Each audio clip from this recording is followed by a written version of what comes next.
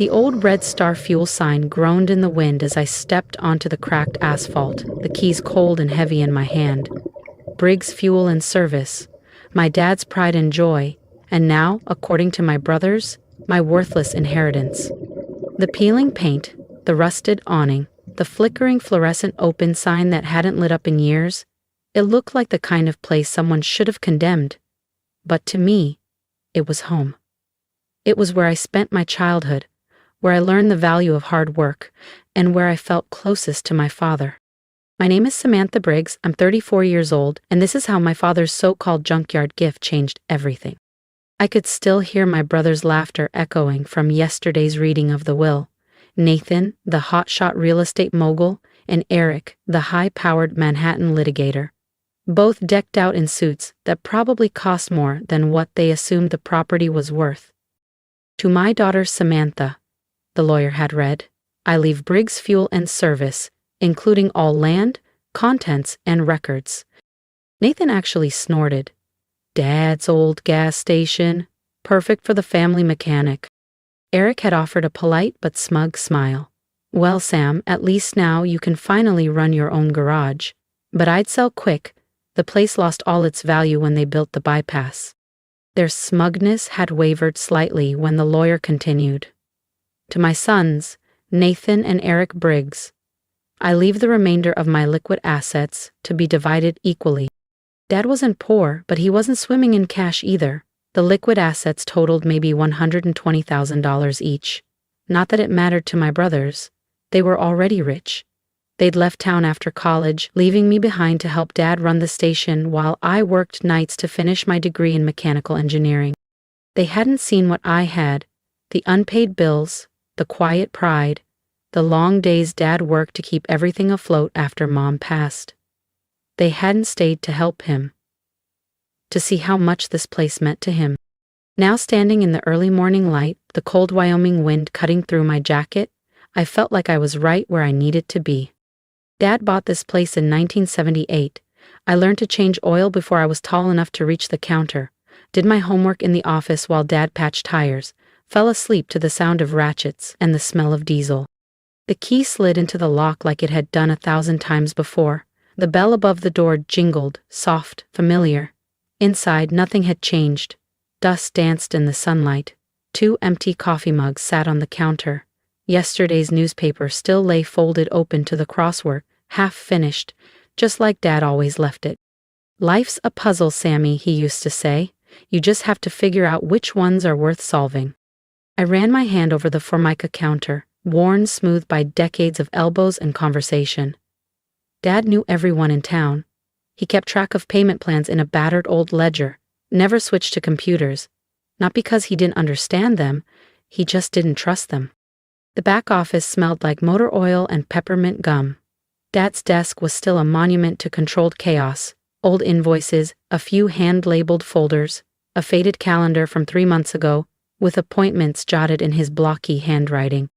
I sank into his worn leather chair, its grooves perfectly molded to him, and now, to me.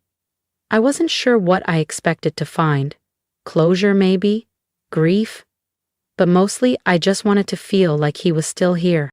And then I opened the bottom drawer. The one with the false back. And everything changed. The smell of motor oil and stale coffee still lingered in the air, and for just a second, I could almost hear Dad's voice in my ear. Check everything twice, Sammy. The devil's in the details. Opening the desk drawers, I began the long, quiet task of sorting through nearly 45 years of records. Dad had kept everything, from fuel receipts to customer invoices, even handwritten thank you notes from families he'd helped out over the years. Tucked between business licenses and equipment manuals, I found the original purchase agreement for the station dated 1978. His handwriting was everywhere. It made me feel like he was still here, guiding me. As I worked, I noticed a pattern. Certain documents were grouped together and marked with tiny red dots in the corners. Others had dates subtly underlined, some circled. My dad wasn't careless, not even a little. Every detail had a purpose. Near the back of the drawer, I found an old photo album wrapped in a flannel shop rag. Inside were pictures I'd never seen before.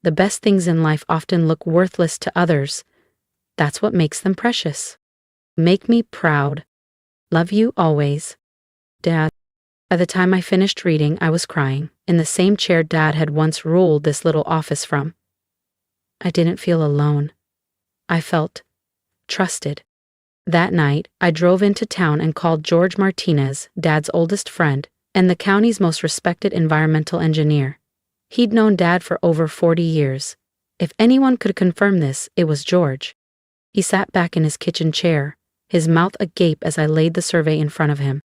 "Well, I'll be," he muttered, running his hand over the page.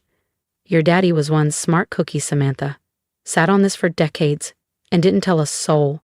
My thoughts were racing. If this is right, if the tests are accurate, what are we talking about, George? The next morning we sat across from each other at the local diner, steam curling off our coffee cups. George had brought his iPad and was already pulling up satellite imagery. "See these patch patterns in the vegetation behind the shop?" he said, pointing to faint splotches of color. "That's methane seepage, classic indicators." I leaned in. "So it's real?" He nodded, dead serious. "Your daddy's property sits on top of one of the largest known natural gas pockets in the state. Conservative estimate? You're looking at $50 million in extraction rights. Maybe more, depending on current market demand." I felt dizzy. $50 million. No wonder Dad had stayed quiet. No wonder he didn't trust anyone else with this. "Your brother sniffing around yet?" George asked, eyebrow raised. "Yesterday," I said, "offered me 30 grand, called it generous." George snorted. "Bet they'll stop thinking it's so worthless once they realize what you're sitting on. You need to get everything locked down, now. Lawyers, mineral rights, permits, before they start playing dirty." Right on cue, the diner door chimed. Nathan walked in, flanked by 2 men in tailored suits. When he saw me sitting with George, his smile disappeared. "Well, well," he said, his voice dripping with charm. "Having breakfast with Dad's old pal? How quaint." "Nathan," I replied coolly, setting down my mug. "Didn't expect to see you here." "Just showing some colleagues around," he said, gesturing to the 2 men. "These gentlemen are from Clayton Development. They're very interested in revitalizing this area." George shot me a warning glance. We both knew that name. Clayton Development was known for aggressive land grabs, especially where mineral rights were involved. "Sorry to interrupt," one of the suits said with a smirk. "Mind if we ask you a few questions about your property?" "But we'd love to discuss some opportunities with you, Miss Briggs," one of the Clayton men said smoothly. "Perhaps in a more private setting." "Samantha's not interested," George cut in, gathering the documents from the table. His tone left no room for debate. Nathan's practiced smile vanished. "This isn't your business, old man."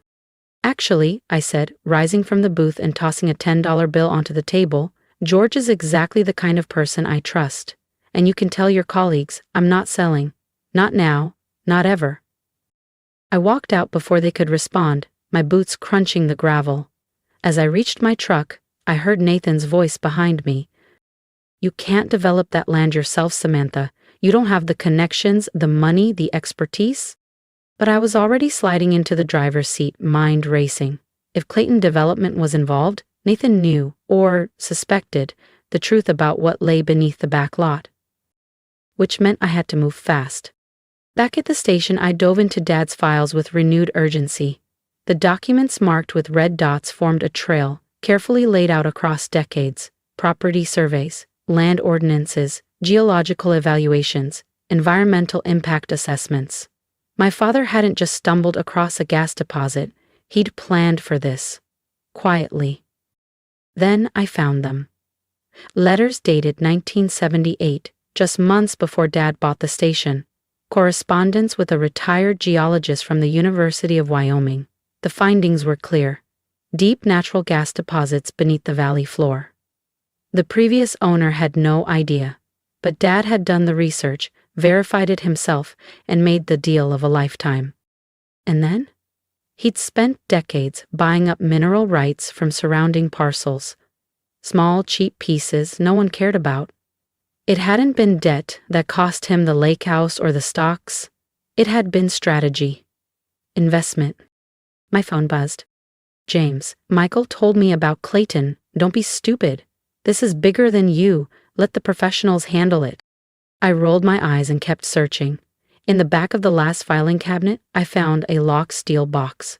The small brass key from Dad's desk safe slid in perfectly. Inside, the mother lode. Original deeds, mineral rights documents, correspondence with the State Energy Commission, environmental certifications, and one more thing, a small silver thumb drive. I plugged it into the old desktop.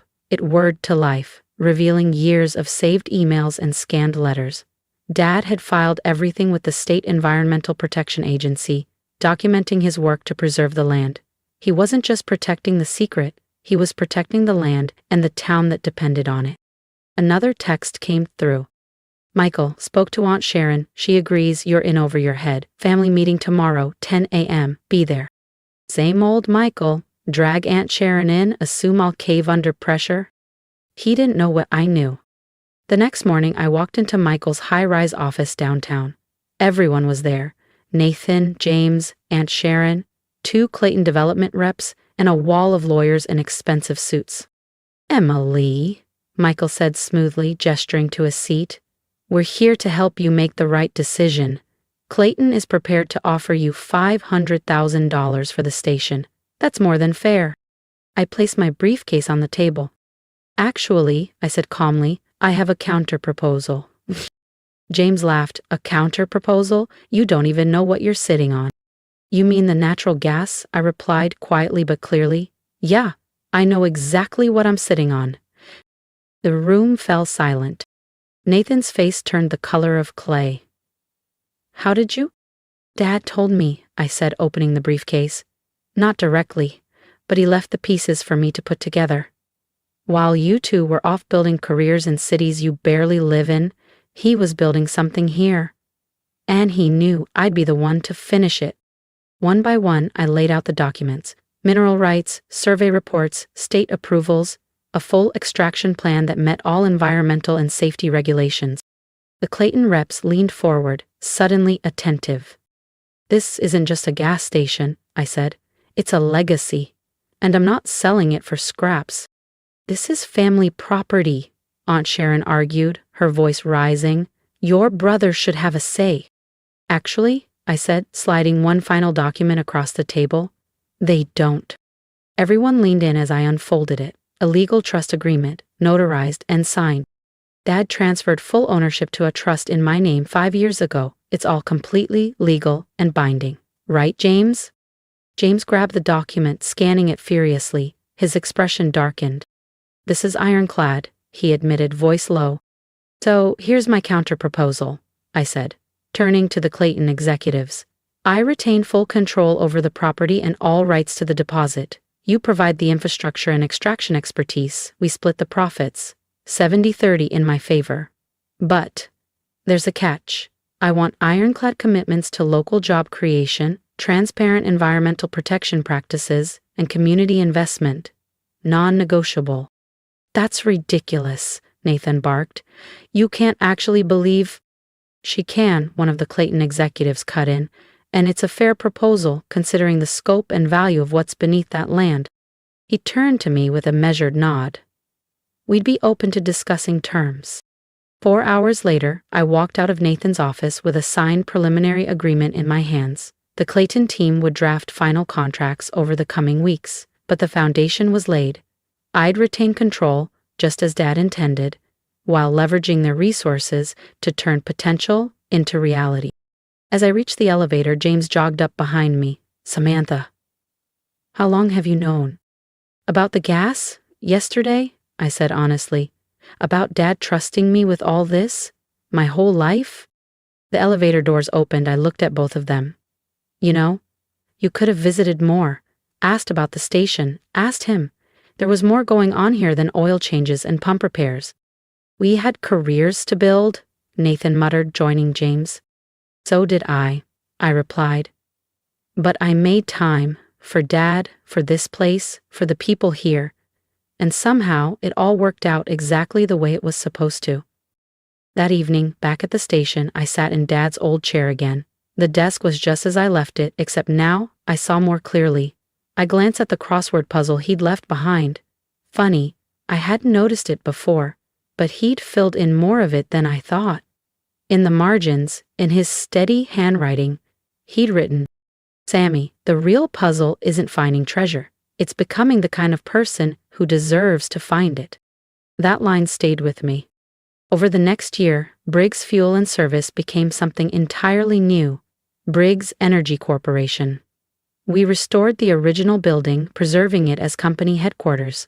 The derrick was cleaned up and surrounded by state-of-the-art equipment, and a clean extraction facility went up on the back lot. Built with local contractors and staffed by people from our own community, the project brought jobs, real ones, and hope. We started a scholarship fund for local high schoolers interested in environmental science. Dad would have loved that. Nathan and James eventually came around. After I offered them seats on the board, non-controlling of course, they began showing up more often. Sometimes the best way to repair a family is to give them a chance to earn what they once expected. Every morning I still get to the station early. The old red star sign stands tall next to our new logo, a symbol of past and future working side by side. Joe, the son of Dad's first employee, now runs the service side. He still greets every customer by name, just like Dad did. In my office, I keep two things above all others: the original geological survey that started it all, and a framed quote from Dad's letter. The true value of anything, property, business, family, isn't in what others think it's worth. It's what you're willing to invest in it: time, faith, love. Those are the real assets that appreciate. Last week, a little girl wandered into the office with her dad. She ran her fingers along the old desk, eyes wide. "My dad built this company right here," I told her. "He taught me that the best treasures are the ones hiding in plain sight. You just have to know how to look." She nodded like she understood. And as she left, I couldn't help but wonder if, somewhere down the road, she'll remember that moment, when it's her turn to see value where others only see dust. Thank you for joining me on this journey. A journey that began with a dusty gas station and a set of keys most people would have thrown away. If my story spoke to you, I want to ask for something simple. Support people like me. Support the ones who stay behind, who keep things running quietly, who believe in the value of legacy when the world only sees dollars and cents. Leave a comment if you've ever been underestimated or told your dream wasn't worth it. I'd love to hear how you proved them wrong, or how you're working toward that day. Your voice matters. And if you saw something in my story that reminded you of yourself, I hope you hold on to that spark. Not every treasure comes with a spotlight. Sometimes it's tucked inside an old filing cabinet, or a promise made between a father and daughter. The world might laugh at the idea of an old gas station, but I'm living proof that the right hands can turn overlooked places into something extraordinary. So here's my advice. Don't be afraid to bet on yourself. Be patient. Pay attention. And when everyone else walks away, be the one who stays. Because sometimes, that's where the real magic begins.